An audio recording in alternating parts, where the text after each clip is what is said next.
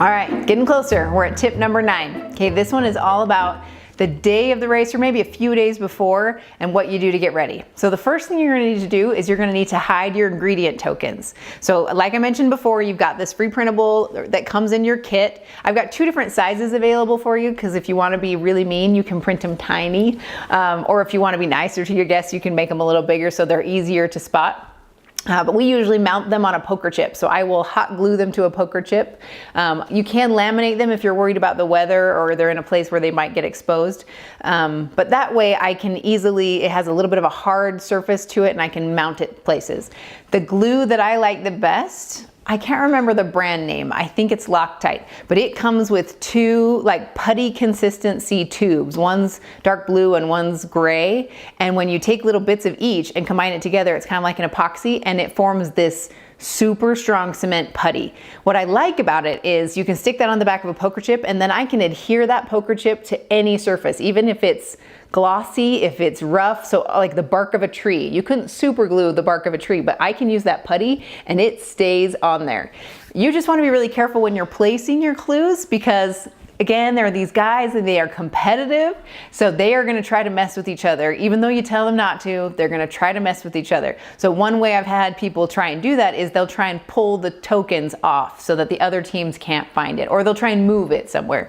So you wanna make sure when you're placing your tokens that you're putting it somewhere that will not move. So don't pick a rock, you need to pick a boulder that can't move. And ideally put it somewhere up a little higher so that most people don't see it as they're walking around. Because again, somebody might kind of pluck it off if they happen to see it. That cement's pretty strong, so they'd have to work really hard to get it off, but it has happened in the past, so you're going to want to adhere those really strongly.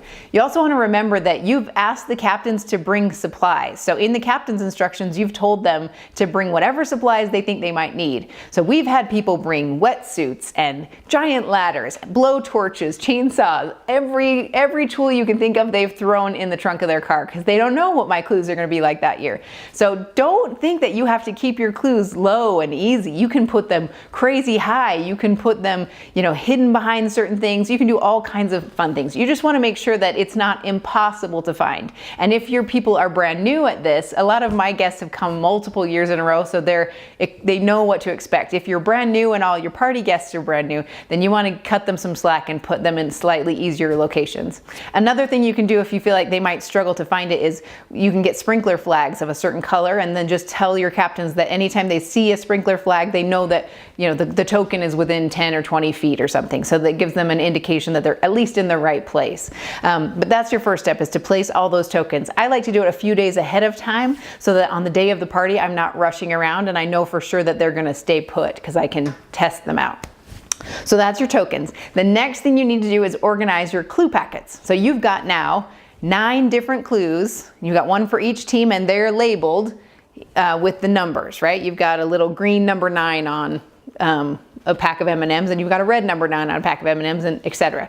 So now you need to use your clue planning sheet and you're gonna start packing your packets. Your team, or all the teams, are gonna have 3 packets throughout the night. So they'll start with one of the beginning location, then about an hour or 45 minutes in, you'll tell them where their second clue packet is, and then another 45 minutes later, you'll tell them where the third clue packet is.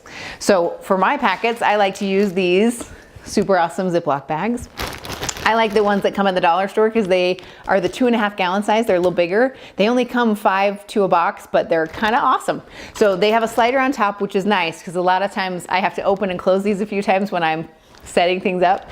But they should each have 3 clues inside. So you'll see that this one has the toilet paper clue, the M&M's clue, and the skeleton clue, and they all have their cute little numbers. They all should have a green number, and then I use this little, from the printable, this kit, what do I call it? A packet label.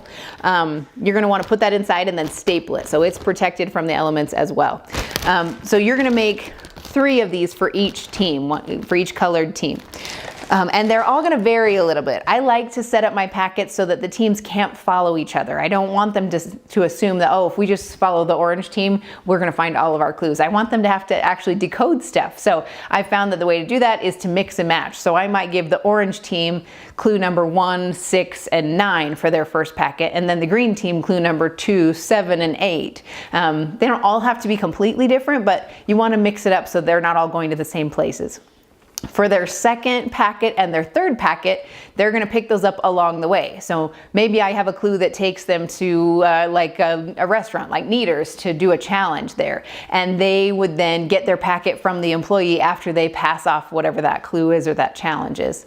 Another way to do it is to hide them somewhere along the way. So you might have them hidden and then you would text them or email them and say, hey, look behind the junior high sign to find clue packet number 2. And you would just have that auto send at 7:30 or whatever time you set up. So that's how they're going to access all 9 of their clues. By the time they have all 9 clues, they then have about a half an hour to find any clue they can and then get back to the ending destination. And I'll give you more details on this later, but those are what you want to set up. So now you want to set up those 3 packs of clues, 1 or 3 packets for each team that you have coming to the party. And once you have that done, then you're ready for the day of the race.